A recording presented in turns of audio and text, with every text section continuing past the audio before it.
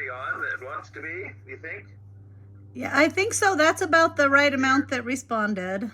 Okay. Well, good morning, everybody.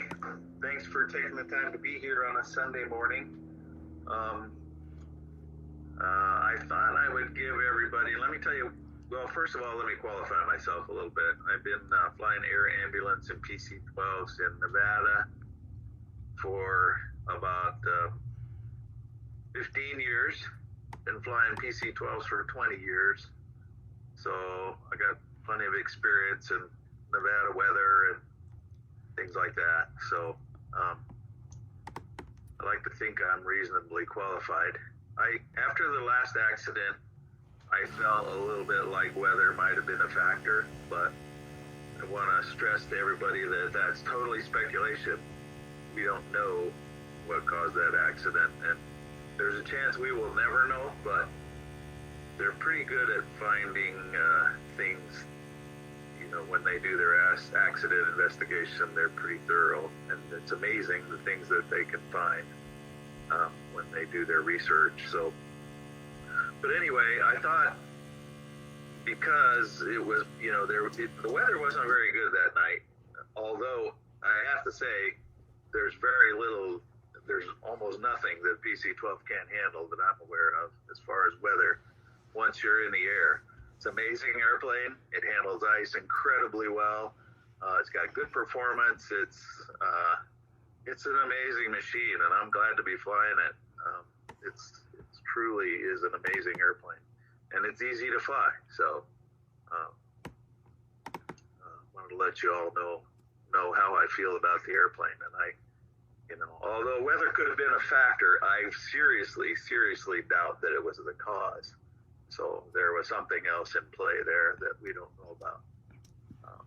Anyway, so I wanted to give everybody a kind of a way to just look at the weather for yourself real quick.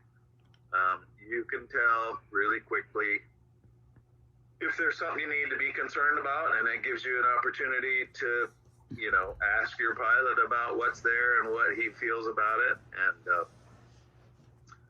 you could, it's 3 to go. If you see something that you don't like or you're not comfortable with, of course, by all means, just take a break and go have a nap or something and come back and look at it later. So the way that I'm going to tell you to do it, and it's fairly quick and it's easy. I don't think this meeting is going to actually take very long, but you guys might have a lot of questions. You go to Aviation Weather Center. So I'm going to go to it here on my screen right there. It's aviationweather.gov. So if you want to bookmark the page there that I'm on, it's really a fantastic website. It's a government weather website for aviation specifically. So, and it's an amazing website. So at a glance, when you first check on, this is the screen that you'll see. So a lot of you have probably heard of SIGMETs and AirMets. SIGMETs and AirMets are flight precautions. They're cautionary warnings for aviation, for airplanes, for pilots.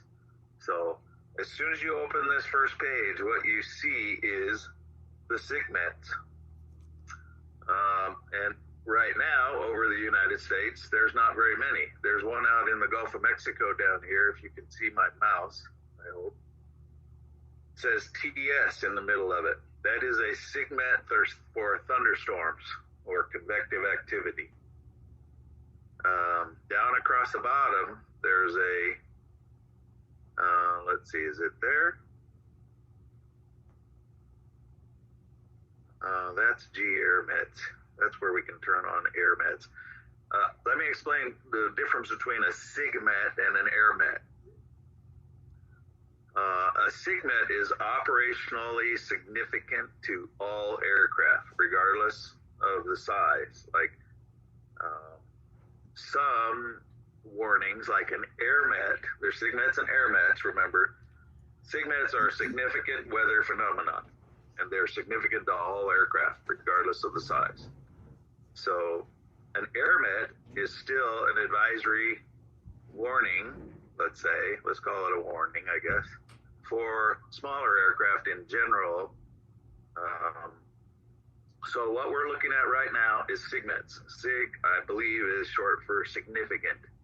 So when I see a SIGMET, I stop and take note because this is serious stuff. So if for example, there was a SIGMET over, central Nevada for turbulence, I know I need to take note of that because it's not going to be a little bit of turbulence. It's going to be greater than moderate turbulence, which for a lot of us will be pretty uncomfortable.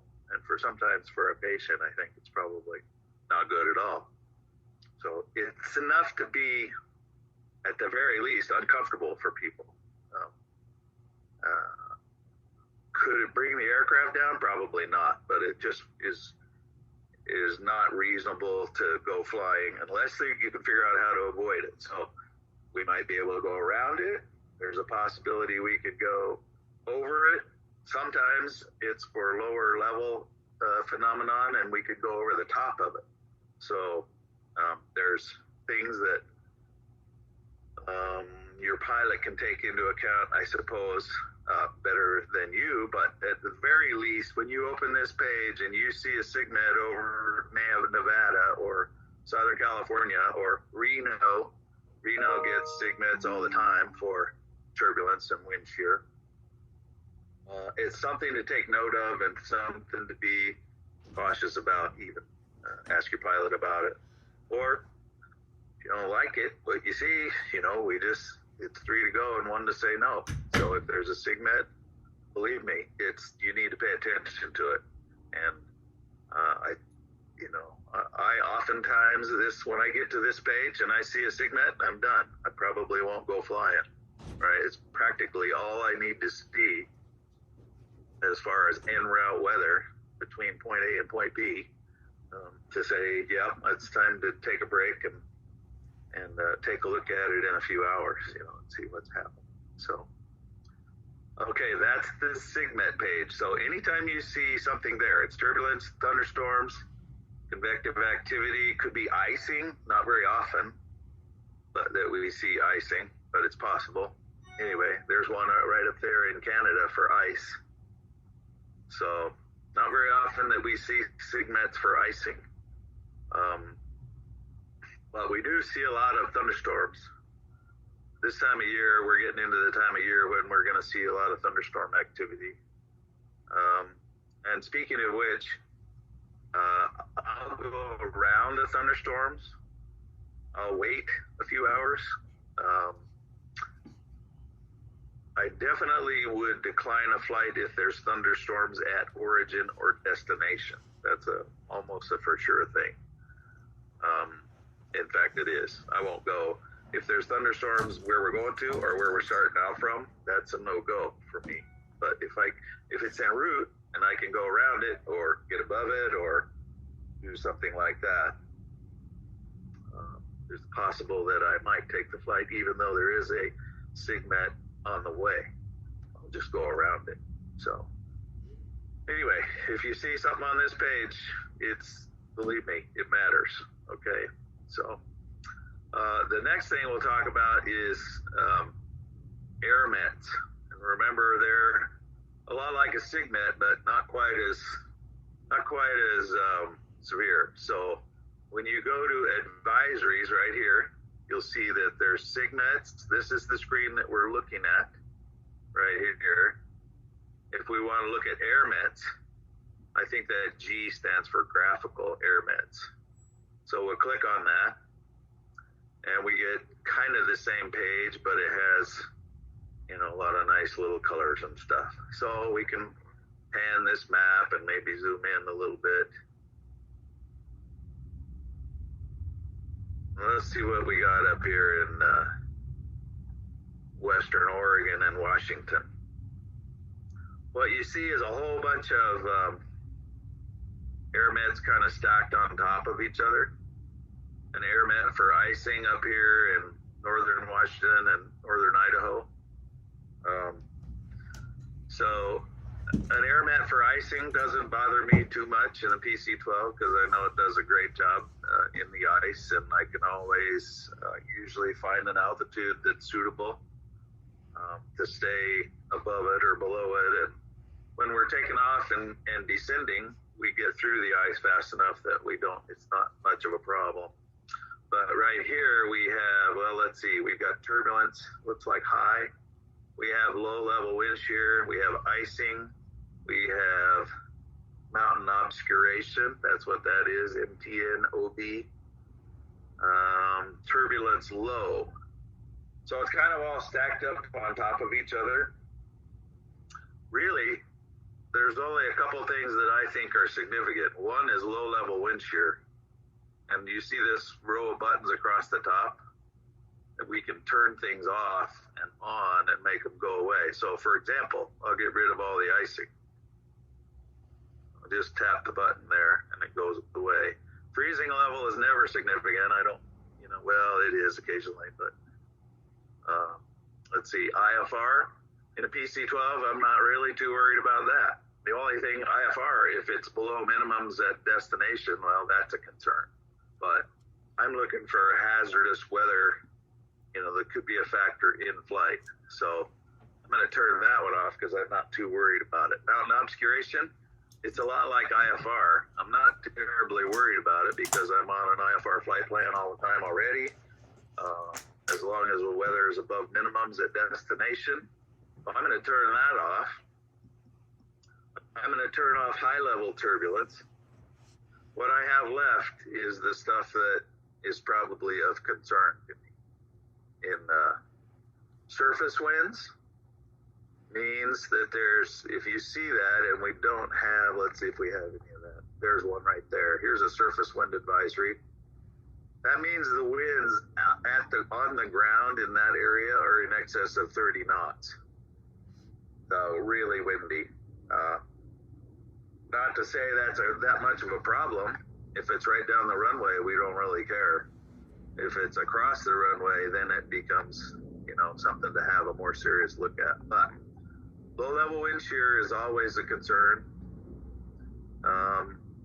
You can deal with it. It's not totally, a showstopper.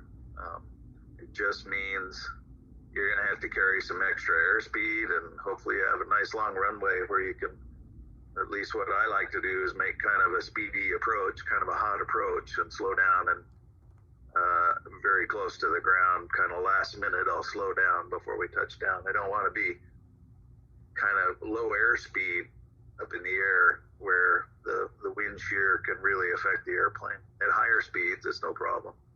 So we can deal with it, but I certainly, these are some of the things that I take note of: low level wind shear and low level turbulence. So if I see a low level wind shear advisory, for example, over Nevada, over Reno, which is there a lot, there's a pretty good chance I'll stay home for a little while and wait for that to go away. Usually 6 to 12 hours and that phenomenon goes away. But what does it, at least in Reno, it's the strong upper level winds that like in excess of 100 knots that come over the Sierra Nevada mountains from the west, and they create what we call a rotor on the back side, on the eastern side of the Sierra Nevadas, and it just makes for tremendously rough, terribly bumpy conditions, and it's no fun, and it scares people. So, I mean, if I were hauling a load of boxes in the back, I probably wouldn't give it a second thought. Boxes don't care, but people care. So that's a kind of a situation where I probably would maybe stay home for a little while. So that's what I wanted to show you. Like I said, I didn't think this would take very long, but just remember when you get to this page, look at the SIGMET page. There's your quick at a glance. Need to know if there's anything hazardous between where we are, where we're going, and then look at the GAirMet page. See if there's any air mets, especially for I mean, most of them, like I said, I'm not too worried about, but low level wind shear, surface winds, and low level turbulence are the three, these items right here are the ones that I'm kind of worried about. And while we're here, I'll show you one more thing. There's this tools over here. If you go to the GFA tool, second item down right there, one of my favorite pages. This is showing you a lot of wind barbs. That's telling you, you know, what the wind is doing. Like, for example, right here, you can see that the wind is, you know, in excess of, let's see, you got to count the number of barbs. That's like 25 knots. This is around 35 knots of wind, probably at the surface. But we can turn that off. Actually, what I wanted to show you was TS right here, thunderstorms. So you can turn on and off whatever you want to see with these buttons across the top. So I want to see thunderstorms. Well, it just so happens that there's some thunderstorms out in the, you know, eastern U.S., Ohio, Michigan. So what this is telling me is that there's significant thunderstorm activity in the dark pink area. In the lighter pink, there's probably scattered thunderstorms.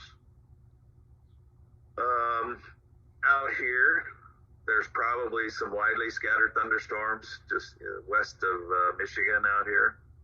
So what the cool thing is, you know, you can use this.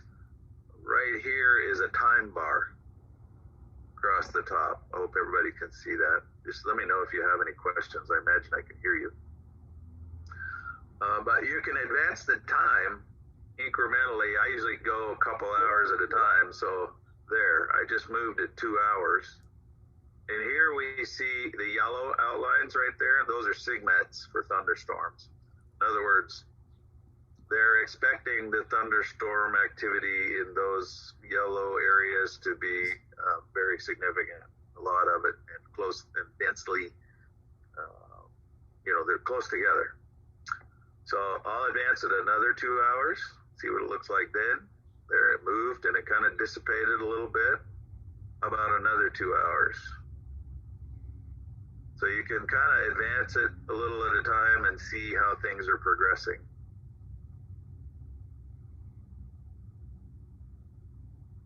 Almost dissipated by 03 Zulu. So everybody should be familiar with what Zulu time is. Zulu is Greenwich Mean Time. So in aviation, because we cross so many time zones, we convert everything to one time zone, which happens to be Zulu. And in Nevada, I always have to think about this for a second. In the summertime, it's 7 hours difference while we're in Nevada. So if it's 12 o'clock Pacific, it is 7 hours later in Zulu time. So 19Z is what that translates to. Add 7 onto 12 and you get 19Z, which is Zulu time. When daylight savings time is going on, then it's 8 hours difference. So it would be 20Z during daylight savings. So anyway, this gives you a good way to kind of look at the thunderstorm activity, see how it's going to move, and to a degree see what the density of the thunderstorms are. And they matter to me. If there's thunderstorms at origin or destination, I probably won't go. I'll wait a little while. I might, if it's a pink area like this, I probably, you know, I can get through a thunderstorm while we're airborne. No, you know, I fly past them using the radar, in between them, whatever, and they don't bother me too bad. But when they're at origin and destination, it's more difficult to see them on the radar while we're descending. It takes a little more interpretation, and so there's a possibility. For example, I flew into Salt Lake City. It's been a couple of years ago, But when you fly towards a town like that and the radar in the airplane is working, you get reflections from the buildings on the radar. All the buildings on the ground will reflect, and it looks just like a thunderstorm. But there's no thunderstorm. All you're seeing is the buildings that are on the ground. So if you tilt the radar up and down, sometimes you can kind of decide, okay, is that a thunderstorm or is it just the city that I'm seeing? And one night I was pretty sure there was a thunderstorm right smack dab over Salt Lake City, and it was. And so because it's exactly right over the airport where you go, and there's some kind of, it elevates the risk a little bit. You know, be really, really careful, because thunderstorms are famous for creating a lot of low-level wind shear and turbulence and a lot of bad stuff. So I stay away from them, especially when I'm taking off and landing. So I guess that's about everything I wanted to show you. You can play around with this a little bit if you want, but the 3 pages that I wanted to show you were up here at the top: advisories, SIGMET, advisories, AirMet, and you can, like I said, turn the various things on and off. The 3 that we're worried about are low-level turbulence, low-level wind shear, and surface winds. And remember, it's tools and the GFA tool, where we can look at thunderstorms. We can look at low-level wind shear, we can look at turbulence, we can look at icing. There's lots of stuff that we can look at there. But chances are I already saw it in the AirMets and SIGMETs page. So, but you can take a closer look at it. And you can advance the time, which is really handy. You can look ahead into the future and see what's supposed to happen. So I hope that's helpful to everybody. Pat, Sarah had a question. She wanted to know what the wind limitations are for the aircraft. Well, there's not really a wind limitation, except that there's what they call a maximum demonstrated crosswind. So that is the amount of crosswind that you can, well, it's very kind of a nebulous term. It's maximum demonstrated, meaning that the manufacturer demonstrated that the aircraft could land safely in this much crosswind. And for a PC-12, let me give this some thought for a minute. Around 25 knots straight across the runway, and it's not an absolute limit. With a 15-degree flap setting, what they call max demonstrated crosswind is 25 knots. So in an emergency, we can land with no flaps, and that number goes up to 30 knots straight across the runway. The pilot should be able to handle that. I can tell you it is not a, quote, limitation on the aircraft. There is no legal limit there. I landed an aircraft, a PC-12, with 15 degrees flaps and 35 knots gusting to 42 in Reno, straight across the runway. So it's a matter of pilot technique. It can be done. It's pretty well right at the limit of what even I would be able to do. So if there's not another runway available to use, then we've got to go probably find someplace else to land. But it can handle quite a bit of wind. So about 25 knots is the number. It's what we call maximum demonstrated, but again, it's not a limitation. There's no legal limitation on the crosswind. So I hope that answered your question. Other than that, I can't think of any limitation on the wind. I mean, the wind could be 100 miles an hour down the runway, and we can land on it. No, that's no problem. We won't go very far. We might go backwards a little bit when we touch down. I don't know. But there's not really a limitation that way.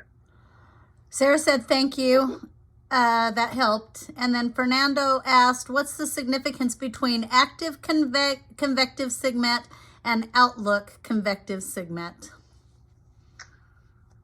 An outlook is more of a forecast view. So that's, an outlook is something that's in the future, usually not very far. few hours. Active SIGMET is, what you see, for example, when you look at the SIGMET page on this, what we're seeing down there is an active convective activity on that page. However, when we go to tools up here, when we look at thunderstorms there,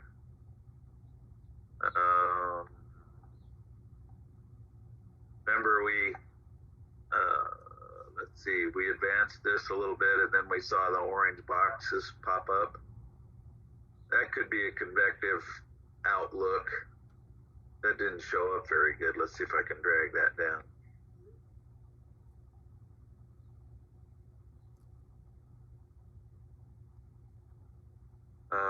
Let's see. This is an outlook, convective outlook, and it gives you the valid time in Zulu. So, for example, that's almost too small for me to see without my glasses, but the date is the first two digits, the 16th, I guess.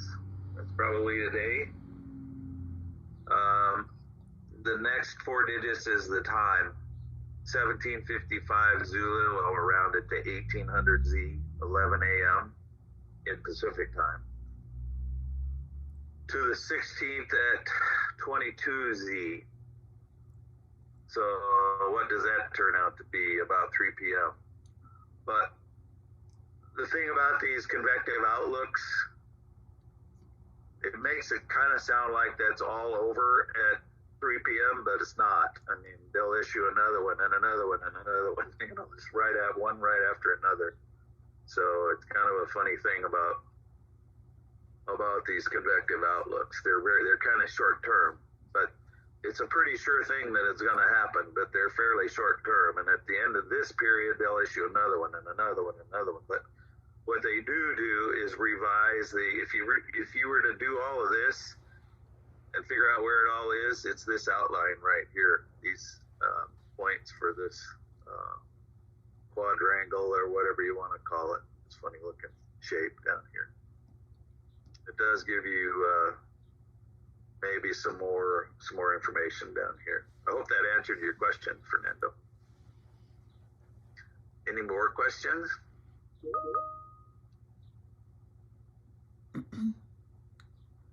Fernando said thanks. Anybody else before we let Pat go about his day? It looks like that's probably it, Pat. Okay, good. Thank you so much for that, taking the time to show us gives this. Everybody a little bit of just a quick way to look at the weather for yourselves, and it could be something where gives you something to ask your pilot about and get his explanation. And depending on how uncomfortable you are, you might just want to sit tight for a little while. And anyway, I hope it helps you all. Pat, this is Sarah. I just want to tell you how much I appreciate you taking your time to do this. No problem. No, my pleasure.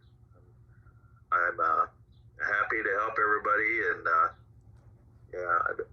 it's a funny thing, pilots feel a little bit challenged sometimes when someone else is asking questions, so, but it does, it does give you a way to ask questions about things that are, you should want more information about. So, okay. I just think it's nice to have a second set of eyes. As med crew, we get to double check each other, but you guys are, doing a hard job on your own with nobody to, kind of run things past. So if we have a little bit of knowledge, I think it's helpful to you guys as well.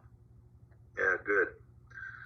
Well, good. Yeah, I know. I grew up hauling cargo.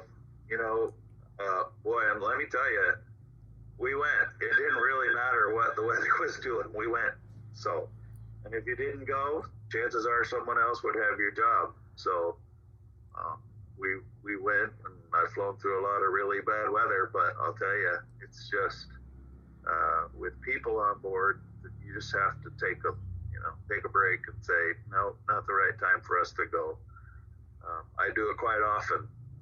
I would go if I was by myself, but I'm not by myself, so I stay put. So it's pretty important that everybody people have to feel safe. So that's the goal. Okay. All right. Well, happy to help everybody. I hope you all have a great rest of your Sunday morning. Thanks for taking time to visit with me. Thank you so much, Pat. We appreciate it. Have a great day. All right. Thanks, You Pat. too. Bye-bye, everybody. Bye-bye.